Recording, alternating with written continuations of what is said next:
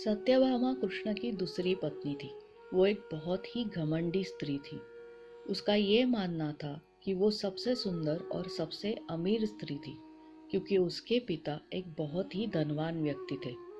तो सत्यभामा जितने और जो रत्न और जो आभूषण और संपत्ति चाहती थी, वो सब उसके पास थे। स्वाभाविक रूप से घमंड उसकी एक बड़ी समस्या थी। एक बार कृष्ण के जन्मदिवस के अवसर पर सत्यभामा ने सोचा कि वो सबको दिखाएगी कि वो कृष्ण को कितना प्यार करती थी। तो उसने तय किया कि वो कृष्ण के वजन जितना सोना शहर के लोगों में बांटेगी। इसे तुलाभार कहते हैं। ये मंदिरों में होता है।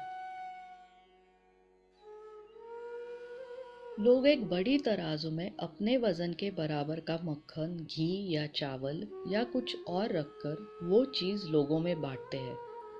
चावल, नमक, दाल या सोना या वो कुछ भी आप दे सकते हैं जो आप देना चाहें। ये प्राचीन परंपरा हमारी संस्कृति का एक हिस्सा है। सत्यभामा ने तुलाभार की व्यवस्था की। लोग बहुत प्रभावित हुए, पर कृष्ण पर इन बातों का कोई असर नहीं हुआ। वे जाकर तराजू के एक पलड़े पर बैठ गए। सत्यभामा जानती थी कि उनका वजन लगभग कितना है और उसने उतना सोना तैयार ही रखा था।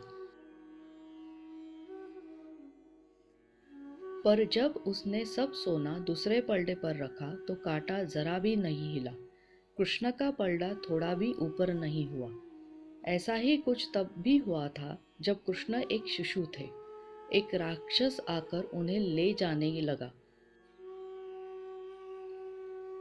तब कृष्ण ने अपना वजन इतना बढ़ा लिया कि राक्षस वही गिर पड़ा और कृष्ण ने उसके ऊपर बैठकर उसे कुचलकर मार डाला।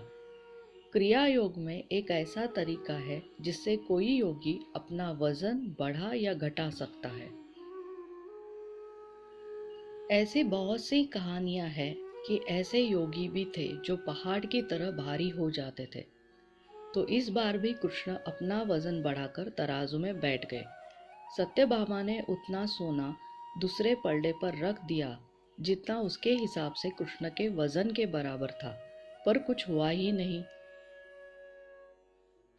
तब तक शहर के सभी लोग ये घटना देखने के लिए आ गए थे। तब उसने अपने नौकरों से वह सभी गहने मंगवाए जो उसके पास थे। एक के बाद एक वो गहने डालती जा रही थी और सोच रही थी कि काम हो जाएगा, पर कुछ नहीं हुआ। तब उसने वो सब कुछ भी रख दिया जो उसके पास था, पर पलड़ा जरा भी नहीं हिला। वो रोने लगी क्योंकि यह सब उसके लिए बहुत शर्मजनक था। सारा शहर देख रहा था और उसके पास पर्याप्त सोना नहीं था। वो जो हमेशा अपनी संपत्ति के बारे में इतनी घमंडी थी, उसके पास पर्याप्त सोना नहीं था और उसके समझ में नहीं आ रहा था कि वो क्या करे। तब उसने रुक्मिणी की ओर देखा, जिससे वो बहुत जलती थी और हमेशा परेशान रहती थी। उसने रुक्मिणी से पूछा, अब मैं क्या करूं? क्योंकि ये बात सिर्फ मेरे लिए ही नहीं, पर तुम्हारे और हम सब के लिए भी बहुत शर्मजनक है। मैं क्या करूं? तब रुक्मिणी बाहर गई और तुलसी के पौधे के 3 पत्ते उठा लाई। जैसे ही तुलसी के वे पत्ते उसने तराजू के दूसरे पलड़े पर रखे, कृष्ण का पलड़ा तुरंत ही ऊपर आ गया।